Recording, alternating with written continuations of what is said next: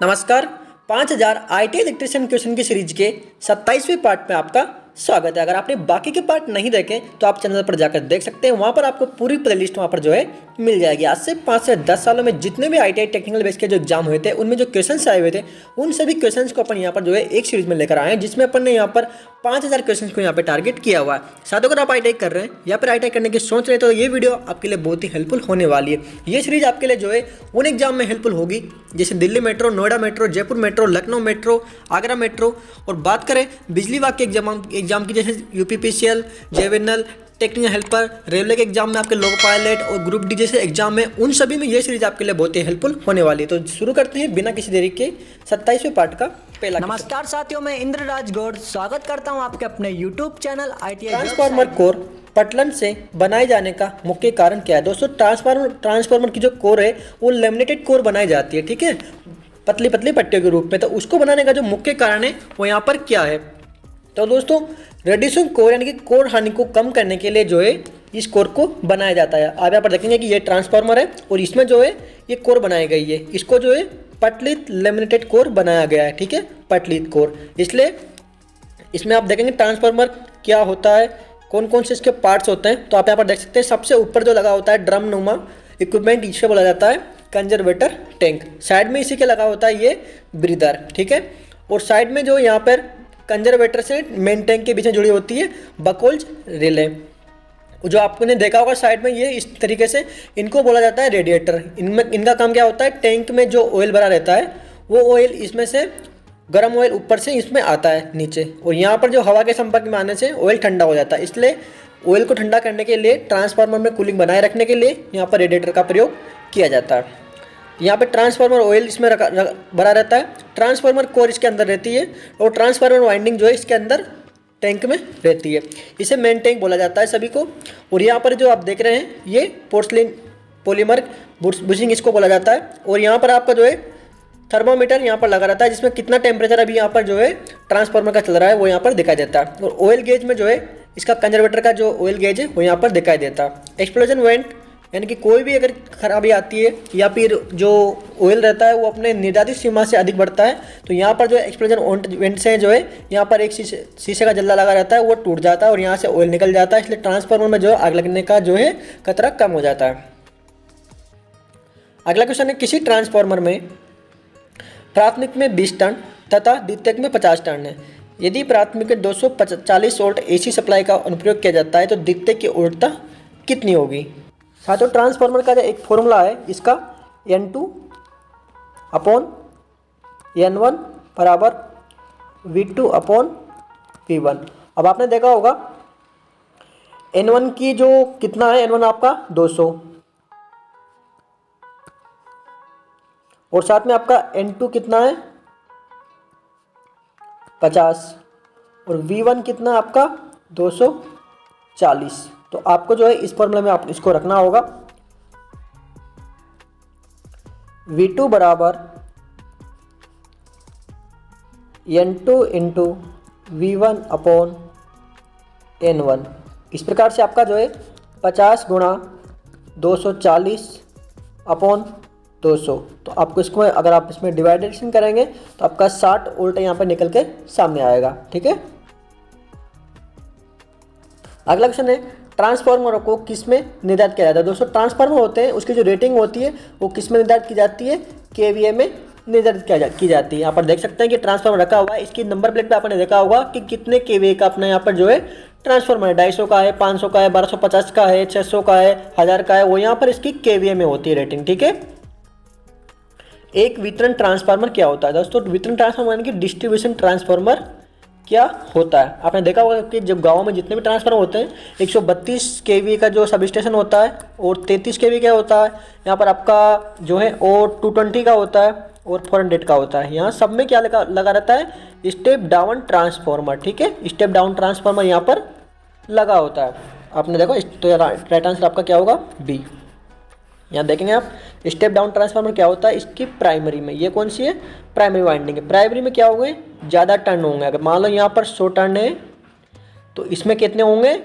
50 या 70 अपनी voltage ratio के अनुसार, लेकिन प्राइमरी से कम ही होंगे, इसलिए इसको बोला जाएगा स्टेप डाउन ट्रांसफार्मर। अगला क्वेश्चन है, किसी स्टेप अप ट्रांसफार्मर का फेरा अनुपात 10 है। यदि इनपुट सप्लाई आवृत्ति 50 है तो आउटपुट सप्लाई कितनी होगी। ठीक है, साथ ही इसमें पूछा गया है कि एक ट्रांसफार्मर है, ठीक है, जिसमें आप फेरा अनुपात 10 है और इनपुट सप्लाई आवृत्ति 50 है। तो आपने देखा होगा ट्रांसफार्मर ऐसी डिवाइस है, स्थिर डिवाइस, जो कि बिना फ्रिक्वेंसी के परिवर्तन किए, यानी कि फ्रिक्वेंसी के परिवर्तन किए बिना ही ये वोल्टेज को स्टेप अप और स्टेप डाउन करता है। तो जो इनपुट में जो 50 होगी तो आउटपुट में भी कितनी होगी, 50 ही होगी। तो आंसर होगा आपका सी। अगला क्वेश्चन है, तेल से भरे ट्रांसफार्मर में तेल किसके रूप में प्रयुक्त किया जाता है। दोस्तों ट्रांसफार्मर में जो ऑयल भरा रहता है, ठीक है, जो आप देख रहे होंगे यहाँ पे ट्रांसफार्मर में ये ऑयल भरा हुआ है, तो ये तेल भरा हुआ है, ये क्यों प्रयोग किया गया है इसमें। तो इसका जो आपका राइट आंसर होगा वो होगा इसमें शीतलक के रूप में, रोधक के रूप में, कर्तक प्रतिकारी के रूप में, उपयुक्त में से कोई नहीं। तो शीतलक के रूप में जो है ये आपका प्रयोग किया जाता है।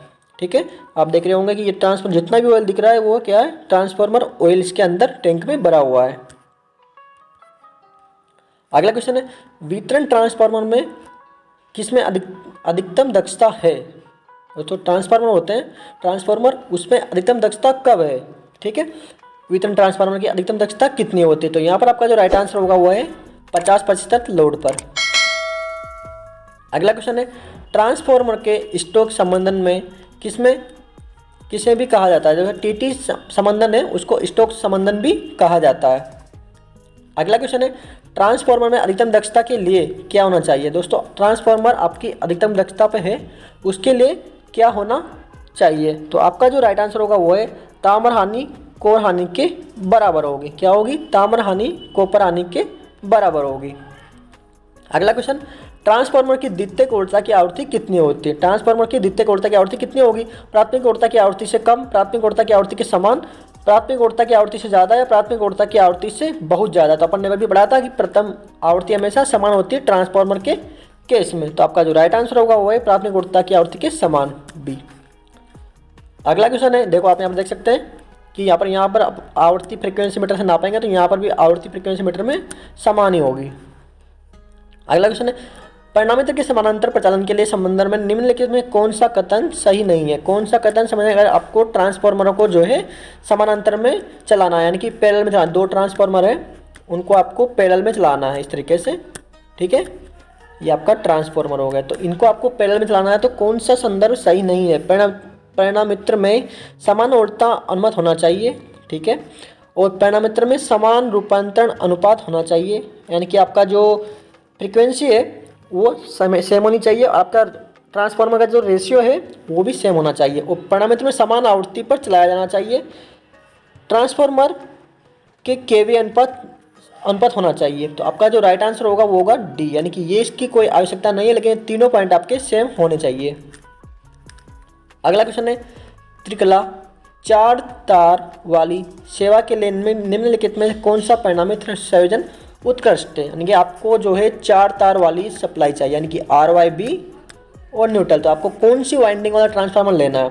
ठीक है, तो delta delta, delta star, star delta, none of this. तो आपका जो राइट आंसर होगा वो आपका B, delta star. Delta star में क्या होता है साथियों, देखो इस प्रकार से ये डेल्टा वाइंडिंग होती है। आप देखेंगे कि यहाँ से इसके तीनों सिरे जुड़े हुए हैं और तीनों सिरों में से सप्लाई दी गई, यानी कि इनपुट सप्लाई होगा यहाँ से, और यहाँ पर जो आउटपुट में ये टैंक होता है यहाँ से इस तरीके से, इस टैंक में दोनों वाइंडिंग रहती है ट्रांसफार्मर के। ठीक है, इसमें आउटपुट में सेकेंडरी यानी कि प्राइमरी वाइंडिंग ये हो गई और सेकेंडरी वाइंडिंग ये हो गई। तो इसके तीनों सिरों को एक जगह जोड़ा गया है और तीनों सिरों से अपन क्या लेंगे, यहाँ पे लोड लेंगे। ठीक है, क्या लेंगे, लोड लेंगे। तो इसमें अपन को 3 RYB 3 फेज मिलेंगे, 3 फेज इनपुट सप्लाई थी और 3 फेज आउटपुट सप्लाई है। उसके जहाँ तीनों बिंदु मिलते हैं वहाँ से क्या बनता है, न्यूट्रल। आपको जानने आश्चर्य होगा कि न्यूट्रल कहीं जनरेट नहीं किया जाता, ये ट्रांसफार्मर की जो स्टार वाइंडिंग होती है वहीं से ही जो न्यूट्रल जनरेट होता है। ठीक है, तो आपसे कोई पूछे कि न्यूट्रल कहाँ से जनरेट होता है, कहाँ से बनता है, कहाँ से आता है, तो न्यूट्रल जो है ट्रांसफार्मर की स्टार वाइंडिंग से जो है न्यूट्रल जनरेट होता है, यानी कि वहाँ से उत्पन्न होता है। ठीक है,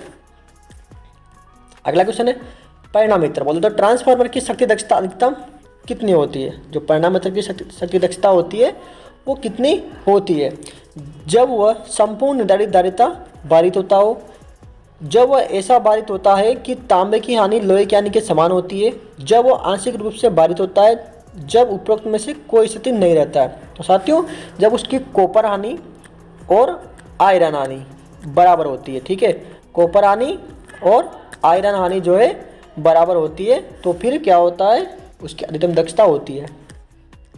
अगला क्वेश्चन है, विद्युत मशीनों में पटलित क्रोड का उपयोग क्या घटाने के लिए किया जाता है। यानी कि आपने देखा होगा ट्रांसफार्मर में ये जो पतली कोरियाँ लगाई जाती है, इस प्रकार से अपन चाहें तो ऐसी मोटी कोर भी लगा सकते हैं, काम में आसानी होगी और पैसा भी बचत होगा, इतनी मेहनत भी नहीं करनी पड़ेगी। लेकिन इनको पतली पतली पट्टियों को वार्निश करके लगाया जाता है। मेन कारण क्या होता है, वो आपका जो रीजन होता है, स्ट्रेस हानि, बवड़ द्वारा हानि, तांबा हानि, ऊपर में से कोई नहीं। तो आपका जो राइट आंसर होगा वो है बवड़ द्वारा हानि को कम करने के लिए आपको जो है पटलित क्रोड यानी कि लेमिनेटेड कोड का प्रयोग किया जाता है, ठीक है। ये भी आपस में शॉर्ट नहीं रहती, आपस में एक दूसरे से इनके बीच में भी जो है लेमिनेशंस रहता है, ठीक है, वार्निश की पतली परत चढ़ाई जाती है। अगला क्वेश्चन, एक ऑटो ट्रांसफार्मर में क्या होता है। दोस्तों, एक ऑटो ट्रांसफार्मर में क्या होता है, 4 वाइंडिंग होती है, 1 वाइंडिंग होती है, 3 वाइंडिंग होती है, 2 वाइंडिंग होती है। तो जो राइट आंसर क्या होगा आपका, 1 वाइंडिंग होती है। आप देखेंगे कि ऑटो ट्रांसफार्मर क्या होता है, ये आपकी जो है इस तरीके से ये बॉक्स हो गया किसका, ट्रांसफार्मर का, ठीक है। यहाँ से अब इसमें क्या होता है, ये प्राइमरी में जो है आर फेज और न्यूट्रल जो है यहाँ से दिया जाता है इसको। तो ये हो गया इसी सप्लाई आपकी इनपुट। और आउटपुट में क्या होता है, देखो यहाँ पे एक तार तो यहाँ से परमानेंट जुड़ा हुआ है, मान लीजिए ये आपका बल्ब है, ठीक है।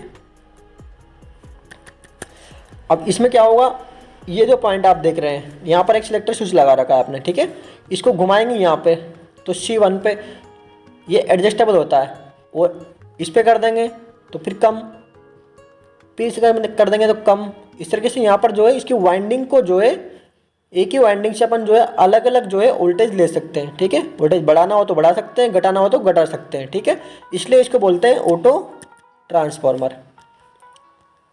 अगला क्वेश्चन है, उस ट्रांसफार्मर को क्या कहा जाता है जिसमें आउटपुट वोल्टेज इसके इनपुट वोल्टेज से अधिक होता है। यानी कि ऐसे ट्रांसफार्मर क्या कहा जाता है जिसमें आउटपुट वोल्टेज इनपुट वोल्टेज से अधिक होता है। यानी कि आउटपुट का जो वोल्टेज होगा, ये ट्रांसफार्मर है, ये इनपुट साइड है और ये आउटपुट साइड है, तो इधर का वोल्टेज अधिक होगा, इधर का वोल्टेज कम होगा। तो ये कौन सा होगा, स्टेप अप ट्रांसफार्मर होगा, ठीक है। तो ये राइट आंसर आपका क्या होगा, बी, ठीक है। बहुत ही सिंपल क्वेश्चन है। आप देखेंगे कि स्टेप अप ट्रांसफार्मर क्या होता है, इसकी एक कोर होती है, जहाँ साथ एक ही कोर पर दोस्तों दोनों वाइंडिंग लपटी रहती है। प्राइमरी वाइंडिंग ये हो गई, सेकेंडरी वाइंडिंग ये हो गई। अब इसको स्टेप अप बनाना है तो क्या करना होगा, हमने यहाँ पर कम टर्न रखने होंगे। मान लो यहाँ पर 50 टर्न दे दिए, तो यहाँ पर कम से कम 60, 70, 80 जितना वोल्टेज चाहिए अपन को ज़्यादा उतना करना होगा। तो ये हो जाएगा स्टेप अप। अगर अपन इधर सप्लाई देंगे मान लो, तो ये इसमें कम टर्न है, तो ये कौन सा कहलाएगा, स्टेप डाउन ट्रांसफार्मर। आप देख लें, स्टेप अप ट्रांसफार्मर कहाँ प्रयोग किया जाता है, जहाँ पर जो है बिजली का उत्पादन होता है। यहाँ पर क्या हो रहा है, बिजली का उत्पादन हो रहा है, कितने केवी पर, 12 केवी पर यहाँ पर बिजली का उत्पादन किया जा रहा है। अब यहाँ से जो है बिजली को हाई वोल्टेज पर, यानी कि 400 केवी पर यहाँ पर जो है इसको हाई स्टेप अप कर दिया। तो किससे किया, ये ट्रांसफार्मर से किया। ट्रांसफार्मर यहाँ पर लगाया गया हमने स्टेप अप ट्रांसफार्मर। अब यहाँ से हाई वोल्टेज ट्रांसमिशन हो रहा है, ठीक है। यहाँ से फिर वापस यहाँ आ गया। अब यहाँ से हमने क्या कर दिया, इसको स्टेप डाउन ट्रांसफार्मर लगा दिया। क्या लगा दिया, तो कितना हो गया वापस, 33 केवी हो गया, 13,000 वोल्ट हो गया, ठीक है। 400 केवी से सीधा 13,000, यहाँ कितना से 12 से सीधा 400 केवी, 4 लाख वोल्ट कर दिया अपन ने, और 4 लाख वोल्ट से सीधा 13,000 पे ले आए। किसके द्वारा ले आए, ट्रांसफार्मर के द्वारा ले आए। यहाँ पे हमने स्टेप अप किया यानी कि बढ़ा दिया, स्टेप डाउन किया मतलब घटा दिया, ठीक है। अब यहाँ से 13,000 को अपन जो है यहाँ से फिर हमने एक ट्रांसफार्मर और लगाया, स्टेप डाउन ट्रांसफार्मर, जो कि 13,000 को 240 वोल्ट में, यानी कि आपकी घरों में सप्लाई कितनी आती है, 240 वोल्ट फेज न्यूट्रल, ठीक है। इसके द्वारा आपका बल्ब जो है जलता है, ठीक है, पंखा चलता है। अगला क्वेश्चन है, एक ट्रांसफार्मर कोर लेमिनेटेड किस लिए की जाती है। दोस्तों, एक ट्रांसफार्मर कोर जो है लेमिनेटेड किस लिए की जाती है, तो इसका जो राइट आंसर होगा, कॉपर लॉस को कम करने के लिए, हिस्टेरेसिस लॉस को कम करने के लिए, पावर लॉस को कम करने के लिए, या एडी करंट लॉस को कम करने के लिए। तो एडी करंट लॉस को कम करने के लिए जो इसको जो है क्या करना पड़ता है, लेमिनेशंस की जाती है, ठीक है। लेमिनेटेड की जाती है, इनके आपस में टच ना हो, ठीक है, एडी करंट लॉस को कम करने के लिए। आप ये देखेंगे कि ये कोर है, आप देख रहे हैं कि कोर एक नज़र आपको आ रही है, लेकिन इसके बीच में जो है यहाँ पर वार्निश है, लेमिनेटेड है, यानी कि एक पत्ती इसकी है, सिंगल पत्ती इस तरीके से इस पर पेंट किया हुआ है, वार्निश की हुई है। इसके साथ ही दूसरी पत्ती जोड़ी गई है, तीसरी जोड़ी गई, इस तरीके से ये जोड़ जोड़ के बड़ी कर दी गई है। ठीक है, तो यहाँ पर जो है प्राइमरी वाइंडिंग, सेकेंडरी वाइंडिंग और ट्रांसफरिंग फ्लक्स इसमें से जा रहा है ये, और ये लिमिटेड सॉफ्ट आयरन कोर पर की गई है। अगला क्वेश्चन है, एक ऐसा ट्रांसफार्मर जिसकी कोई हानि नहीं होती है। दोस्तों ऐसा कौन सा ट्रांसफार्मर है जिसकी कोई भी हानि नहीं होती है? ठीक है, तो उसका बोला जाता है आदर्श ट्रांसफार्मर। देखते हैं ना, बोलते हैं ना किसी को कि आदर्श पुरुष, कि उसकी कोई भी कमियां उसमें नहीं होती है। ठीक है, तो ऐसा ही होता है आदर्श ट्रांसफार्मर, जिसकी कोई भी हानि, कॉपर हानि, आयरन हानि, एडी करंट प्रोसेस, ऐसा कुछ भी उसमें नहीं होता है। तो वो कौन सा होगा? आपका आदर्श ट्रांसफार्मर उसे कहेंगे जिसमें कोई हानि नहीं होगी। अगला क्वेश्चन है, पोटेंशियल ट्रांसफार्मर एक क्या होता है? दोस्तों पीटी आपने नाम सुना होगा, पीटी। ठीक है, पीटी क्या होता है? एक पीटी को बोलते हैं full form potential transformer, potential transformer. ठीक है, तो ये क्या होता है? एक तरीके से स्टेप डाउन ट्रांसफार्मर होता है। क्या होता है? पीटी का मेन मुख्य कारण क्या होता है? हाई वोल्टेज को दोस्तों हम जो है हाई वोल्टेज को लो वोल्टेज में जो है कन्वर्ट कर देते हैं। किसके द्वारा? पीटी के द्वारा। मान लीजिए 132 केवी की लाइन है, ठीक है, या 400 केवी की लाइन है, तो 4 लाख वोल्ट को अपन जो है छोटे मल्टीमीटर से जो है नहीं मेजर कर सकते। ठीक है, भी कितना वोल्टेज की लाइन है, कितना वोल्टेज आ रहा है, तो उसको उस पर अपन इतना छोटा मीटर अपने मार्केट में मिलता है, छोटा सा आपने देखा होगा। तो उस मीटर के द्वारा अपन इतनी हेवी वोल्टेज को कैसे नापेंगे? 400 वोल्टेज को, 132 केवी वोल्टेज को, 132 केवी मतलब 1,32,000 वोल्ट, 4 लाख वोल्ट, इतनी बड़े सप्लाई को नापने के लिए हमें जो है किस इक्विपमेंट का प्रयोग किया जाता है? पीटी का, जिसे बोला जाता है पोटेंशियल ट्रांसफार्मर। इसका मेन कारण क्या होता है? मेन रीजन क्या होता है इसका? दोस्तों इस तरीके से मान लीजिए, ये देखिए आपने बिजली घरों में देखी गई होगी, इस प्रकार की डिवाइस लगी होती है। ठीक है, 5-6 फुट की, 7 फुट की, इस तरीके से डिवाइस होती है अपनी अपनी क्षमता के अनुसार। इसमें क्या होता है कि पीटी को जो है इस प्रकार से इसमें वाइंडिंग की जाती है। आप देख रहे होंगे 1 2 3 4 5, यहाँ पर जो है प्राइमरी में जो है ज़्यादा टर्न है और सेकेंडरी में कम टर्न है, यानी कि ये हो गया स्टेप डाउन ट्रांसफार्मर। यानी कि अगर यहाँ पर 400 केवी वोल्टेज होंगे तो ये कर दिया इसने यहाँ पर सीधा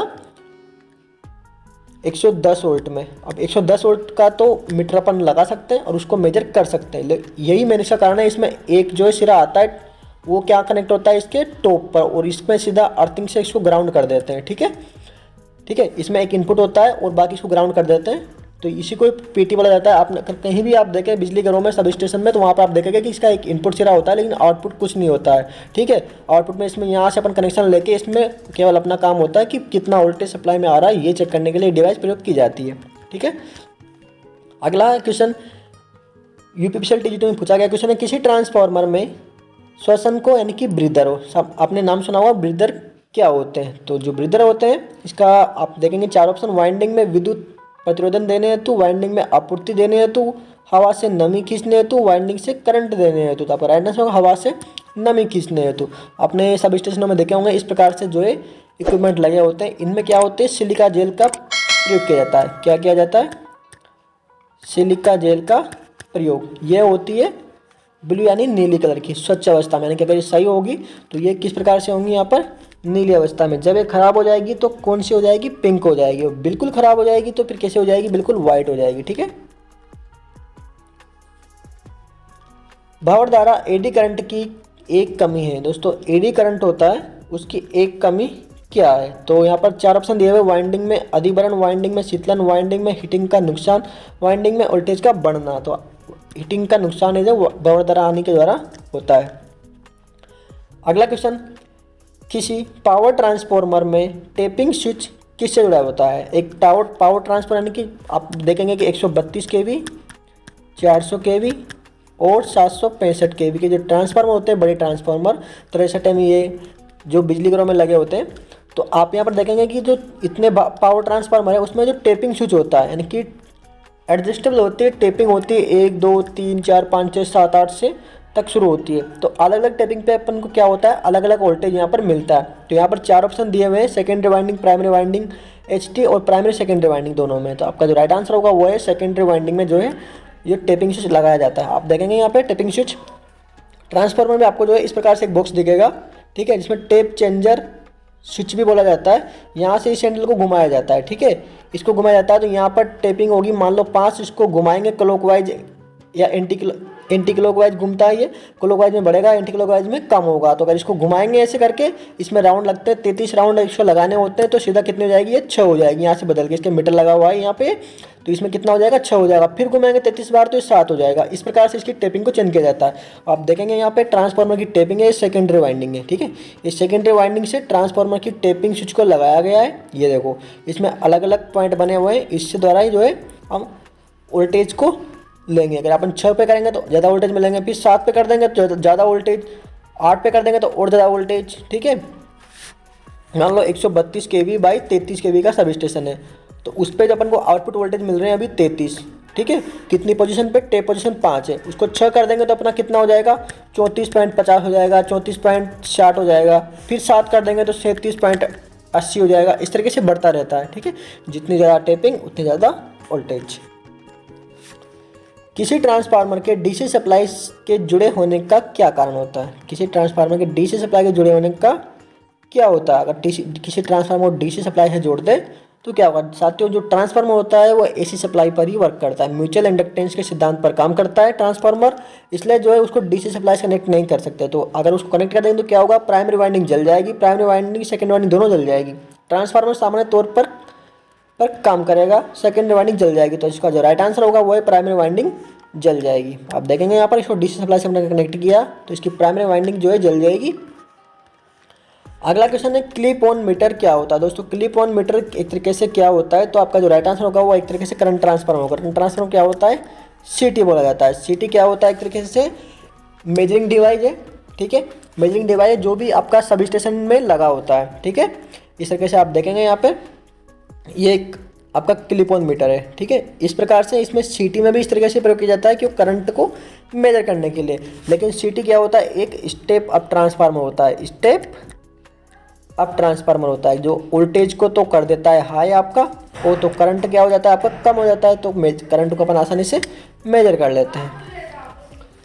अगला क्वेश्चन है ट्रांसफार्मर की सुरक्षा के लिए आमतौर पर किस प्रकार की रिले का प्रयोग किया जाता है? साथियों ट्रांसफार्मर की सुरक्षा के लिए आमतौर पर कौन सी रिले प्रयोग किया जाता है? 3 phase relay, Buchholz relay, no volt relay या फिर अंडरलोड रिले? तो आपका जो राइट आंसर होगा वो है बकोल्स रिले। आप देखेंगे बकोल्स रिले कैसी होती है। ये आपका ट्रांसफार्मर आपको दिखाई दे रहा है, इसमें जो है ये युक्ति लगी हुई है, ये कहाँ लगी होती है आपकी, ये यहाँ लगी होती है, ठीक है।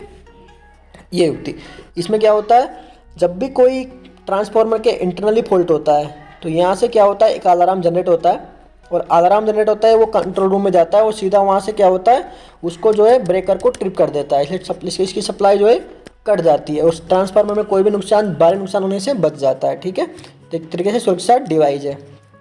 अगला क्वेश्चन है जब लोहे का क्षय और तांबे का क्षय बराबर होता है, यानी कि जो कॉपर लॉसेस और आयरन लॉसेस बराबर होते हैं, ठीक है। कॉपर लॉसेस और आयरन लॉसेस अगर बराबर होंगे तो ट्रांसफार्मर की दक्षता क्या होती है, ट्रांसफार्मर की दक्षता होगी अधिकतम होगी, यानी कि उच्च होगी। अगला क्वेश्चन है ट्रांसफार्मर में लोड के अनुसार किस प्रकार के क्षय में परिवर्तन होता है? ट्रांसफार्मर में लोड के अनुसार किस प्रकार के क्षय में परिवर्तन होगा? दोस्तों ट्रांसफार्मर का लोड बढ़ेगा तो क्या होगा, लोड लो शक्ति होगी, जलावर्त एडी करंट शक्ति होगी, स्ट्रेस शक्ति होगी, तांबे की शक्ति होगी। तो आपका राइट आंसर तांबे की क्षय होगी। अगला क्वेश्चन है करंट ट्रांसफार्मर एक क्या है? करंट ट्रांसफार्मर अपन ने लास्ट क्वेश्चन पढ़ा था, तो इसका जो है आपको जवाब कमेंट बॉक्स में देना है। करंट ट्रांसफार्मर एक क्या होता है? स्टेप डाउन ट्रांसफार्मर होता है, पावर ट्रांसफार्मर होता है, या स्टेप अप ट्रांसफार्मर होता है, या ऑटो ट्रांसफार्मर होता है? करंट ट्रांसफार्मर आखिर क्या होता है, ये देखेंगे आप यहाँ पर। इसका डिवाइस आप इस प्रकार से लगे होते हैं, इसमें एक इनपुट सप्लाई होती है और आउटपुट में सप्लाई निकल जाती है। तो आप कहीं भी लगा देंगे बिजली घरों में तो आप समझ जाना कि यहाँ पर सीटी लगी हुई है, यानी कि करंट ट्रांसफार्मर लगा हुआ है। किस ट्रांसफार्मर में कोई क्षय नहीं होता? कौन से ट्रांसफार्मर में कोई क्षय नहीं होता, यानी कोई भी नुकसान, कोई भी तांबा हानि, लो हानि, हिस्टैरिसीस हानि नहीं होता है, तो उसको बोला जाता है एक आदर्श ट्रांसफार्मर।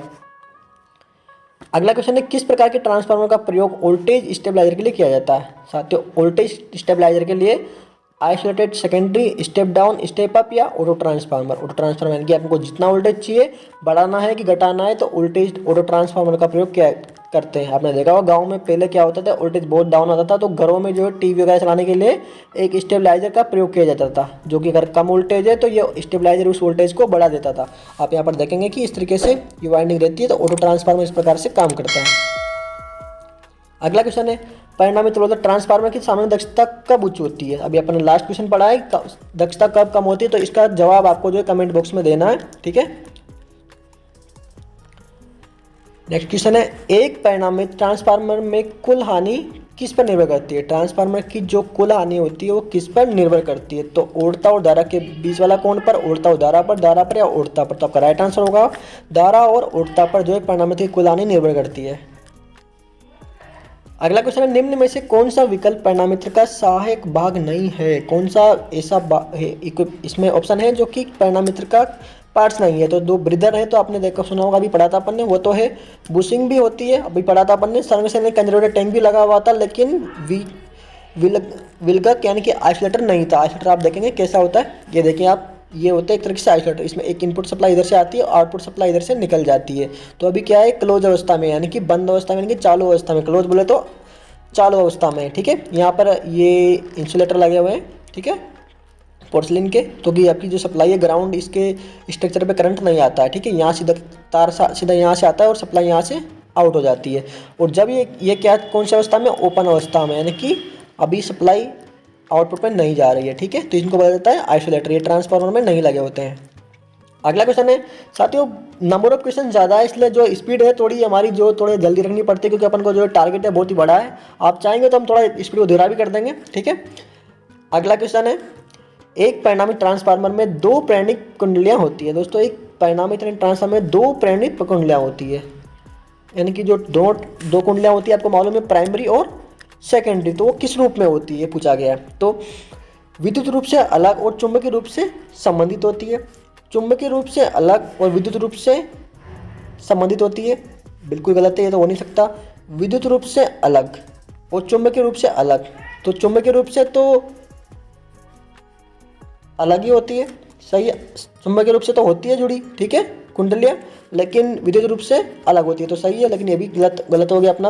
विद्युत रूप से संबंधित और चुंबकीय रूप से संबंधित, ये भी गलत हो गया। तो सही आंसर क्या है, विद्युत रूप से अलग। यानी विद्युत से जो है आपस में कनेक्ट नहीं होती, लेकिन चुंबकीय से तो आपस में कनेक्ट होती है। आप देखेंगे यहाँ पे, ये देखो, यहाँ पर जो है ये प्राइमरी वाइंडिंग ये हो गई, तो ये विद्युतीय रूप से तो कनेक्ट नहीं है, लेकिन चुंबकीय रूप से आपस में कनेक्ट है, ठीक है। समझ में आया, चुंबकीय रूप से तो आपस में कनेक्ट है, देखो यहाँ से यहाँ हो जा रहा है, लेकिन विद्युतीय रूप से कनेक्ट नहीं है, ठीक है। और जो आप देख रहे होंगे ये कोर भी एक तरह से लेमिनेशन है, इस पर लेमिनेशन चढ़ा हुआ है, इसलिए करंट यहाँ से यहाँ नहीं आएगा।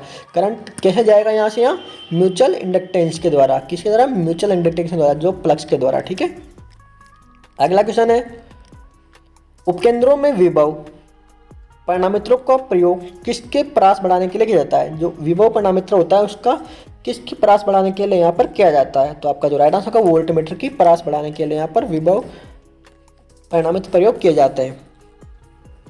अगला क्वेश्चन है साथियों, परिणामित्र या घूर्णन मशीन के कोर बनाने के लिए उपयोग की जाने वाली सामग्री के लिए संकीर्ण BH पास क्षेत्र होना क्यों वांछनीय है। तो आपका जो राइट आंसर होगा वह है, उनमें उच्च निग्रह बल आवेशन अवरोधन होगा, ये अधिक एडी द्वारा उत्पादित करते हैं, इसमें स्ट्रेस हानि कम होती है, ये अधिक तापमान हानि उत्पादित करते हैं। तो राइट आंसर आपका इसमें स्ट्रेस हानि कम होती है।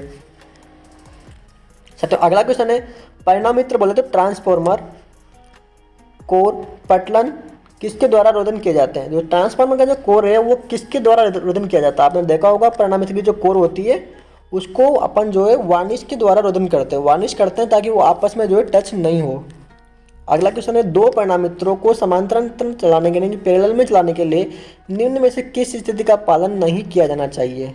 उसकी आवृत्ति पर संचालित होना चाहिए, समान आवृत्ति पर, उनका उल्टा निर्धारण रेशो समान होना चाहिए, उनका धारा निर्धारण समान होना चाहिए, या फिर उनका परिणत अनुपात समान होना चाहिए। तो आपका राइट आंसर होगा उनका धारा नियमन समान होना चाहिए, ये गलत है। इसका तो पालन मत करो तब भी कोई दिक्कत नहीं, लेकिन इन 3 पॉइंटों का पालन जरूर होना चाहिए। देखिए साथियों, पैरेलल में कैसे चलाते हैं, आपने देखा होगा 1 2 3 4 5 6 ट्रांसफार्मर यहाँ पर रखे हुए हैं, इनको यहाँ पर लगा दिया है, और इनके जो कनेक्शन है इधर से ये किसका क्या बोला जाता है, बस बार बोला जाता है, ठीक है, बस बार। तो इनको यहाँ पर कनेक्ट कर दिया, और यहाँ से जो है ट्रांसफार्मर के आउटपुट को है, ये हो गए आपके इनपुट और ये हो गए आउटपुट, और यहाँ पे एक बस बार हो गई, ये मान लो 132 kV की बस बार है, तो ये हो गई आपकी 33 kV की। तो यहाँ पर आपको कनेक्ट कर दिया, ठीक है। तो ये हो गए आपके पैरेलल में, और यहाँ पर जोड़ दिया आपका लोड, यहाँ से आप कुछ भी चलाओ। तो अगर मान लो एक ट्रांसफार्मर बंद भी हो जाएगा तो इससे सप्लाई मिलती रहेगी, ठीक है, यही इसका मेन फायदा होता है। अगला क्वेश्चन चाहते हो 10 kVA 1100 बाई 400 एकल पेज परिणामित्र में द्वितीय कुंडली में 100 फेर है, तो पता प्राथमिक कुंडली में फेरों की संख्या क्या होगी। साथ ही इसमें V1 कितना है 1100 है, आप देखेंगे यहाँ पे V1 कितना, और सेकेंडरी में कितना है वोल्टेज, V2 में 400 है, और आपके टर्न कितने 100 फेरे कितने द्वितीय कुंडली में यानी कि N2 में, ठीक है, कितने 100 है, तो आपको N1 निकालना है, ठीक है, N1 निकालना है। तो फॉर्मूला क्या था अपना V अपॉन V और N अपॉन N, तो ये 1 के लिए हो गया और ये हो गया 2 के लिए, ठीक है। तो आपको V2 लिखना है यहाँ पे 400, ये आपका 400 तो है, और V1 कितना हो गया आपका 1100 बराबर, और N कितना हो गया आपका, N2 कितना हो गया आपका 100, और आपका क्या निकालना है, आपको V1 निकालना है। तो आपको सीधा सिंपली जो है इन दोनों को गुणा कर देना है और इसका डिवाइडेशन कर देना है, तो आपका जो राइट आंसर होगा 275, ये आ गया आपका A। और अगला क्वेश्चन है परिणामित ट्रांसफार्मर में 2 प्रेरक कुंडलियां क्या होती है। दोस्तों जो ट्रांसफार्मर अभी अपन ने लास्ट क्वेश्चन पढ़ा था कि उसमें दोनों कुंडलियां किस रूप में होती है, विद्युत रूप से तो विभक्त यानी कि अलग होती है, और चुंबकीय रूप से संबंध यानी कि जुड़ी होती है। तो इस प्रकार से जो है आपका जो है दोनों कुंडलियां आपस में जुड़ी होती है। परिणामित ट्रांसफार्मर में कोर पटलन लेमिनेशन किसके द्वारा विसावक होते हैं, जिनकी जो कोर होती है ट्रांसफार्मर की कोर वो किसके द्वारा जो है अलग अलग होती है। तो यहाँ पर आप देख सकते हैं कि वर्निश के द्वारा वर्निश की लेमिनेशन चढ़ाई जाती है, जिसके द्वारा वो एक दूसरे से दूर होती है।